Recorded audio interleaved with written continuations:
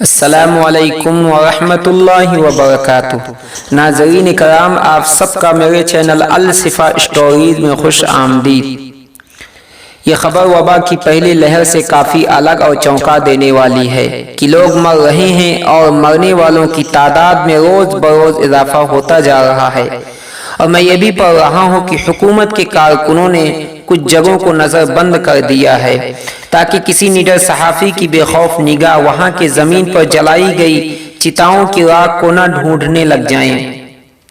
مگر جب دھیرے دھیرے زمین تنگ ہوتی چلی جائے، سڑکوں اور سیر و تفریح کی آرام گاہ بننے والی جگہوں پر سفید کپڑے میں ملبوس مردار انسانوں کی جلتی بو کو ہوا اڑا لے جائے، روشن دان سے گھر میں داخل ہونے والی ہواؤں اور سورج کے کرنوں کی جگہ ان پر سیاہ دھند حاوی ہو جائیں، تو کیا آپ کو ایسی جگہ سے ڈر نہیں لگے گا؟ یقیناً لگے گا اور ضرور لگے گا۔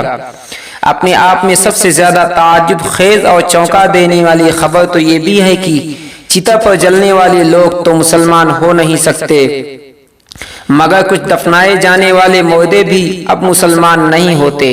اس کی وجہ یہ ہے کہ وبا کی دوسری لہر میں لوگ وبا سے زیادہ وبا کے خوف سے سہمے ہوئے ہیں۔ باپ مر چکا ہے اور بیٹا باپ کے لاش کو کندھا دینے سے انکار کر رہا ہے، بیوی مر چکی ہے اور شوہر غائب ہے۔ وبا کے خوف نے ملک کی تصویر کو بہت بھیانک روپ میں تبدیل کر دیا ہے، مگر مجھے سب سے زیادہ بھیانک تصویر تلک دھاری سنگھ کی بیوی راج کماری کی لگی، جو مرض کی وجہ سے کورونا پازیٹیو ہوئی۔ کچھ روز اسپتال میں زیر علاج کے دوران اس کی وہیں پر موت واقع ہو گئی۔ اوروں کی طرح ایمبولینس نے اس کی ڈیڈ باڈی کو گھر چھوڑ دیا۔ گھر میں صرف تنہا عمر رشیدہ، شوہر جس کی کمر نیچے کی طرف جھک چکی تھی۔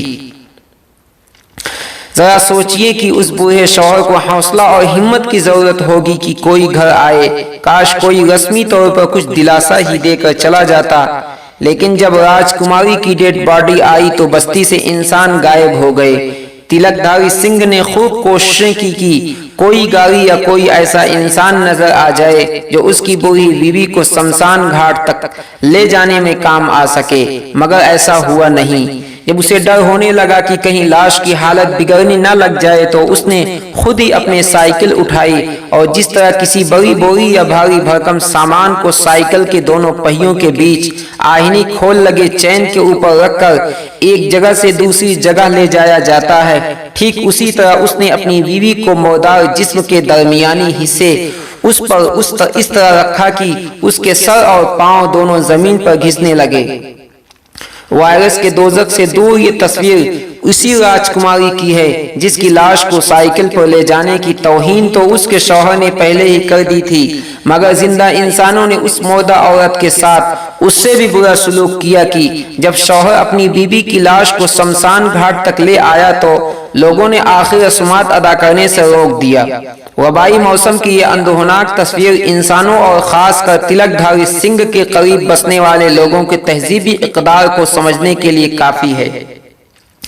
انسانی تہذیب میں اتنی زیادہ گراوٹ آ چکی ہے کہ ہندو مر رہے ہیں اور ان کی آخری رسومات ہندو نہیں بلکہ مسلمان کر رہے ہیں۔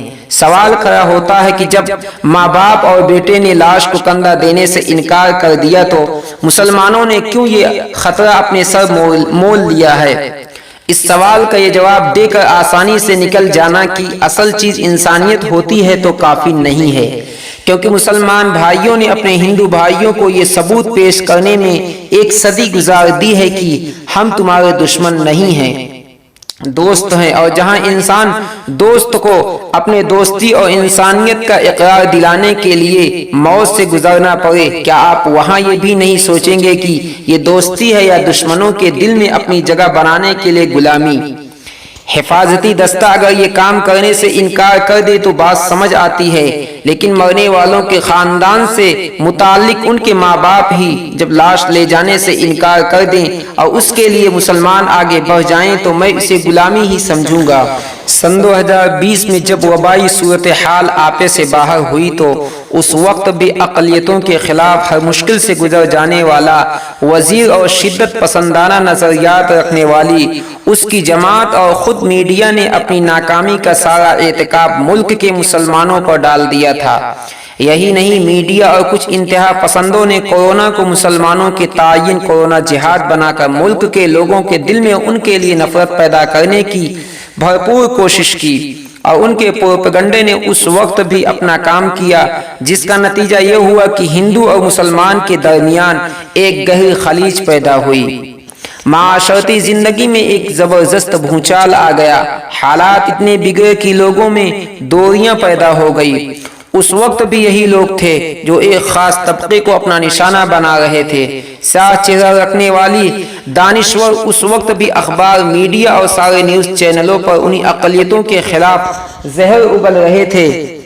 और आज जब मुल्क के उसी वजीर ने शहरों में भीड़ इकट्ठी करके वायरस की तबाही फैलाई है, तो उसके लिए कोई सवाल नहीं, कोई मीडिया और कोई दानिश्वर नहीं। मुझे बताइए कि आज़ादी के बाद से अब तक इन अक़लियतों के साथ अच्छा क्या हुआ? कुछ भी नहीं। इधर हम परेशान, उधर वो भी परेशान हैं। हिंदुस्तान हो या पाकिस्तान, आप दुनिया के किसी भी ऐसी जगह में खुद को अच्छी तहजीब व सकाफत और अच्छी सोसाइटी में जिंदगी गुजारने के कायल कैसे कर सकते हैं कि जहां वबा फैलते ही चीजें महंगी हो जाती हैं।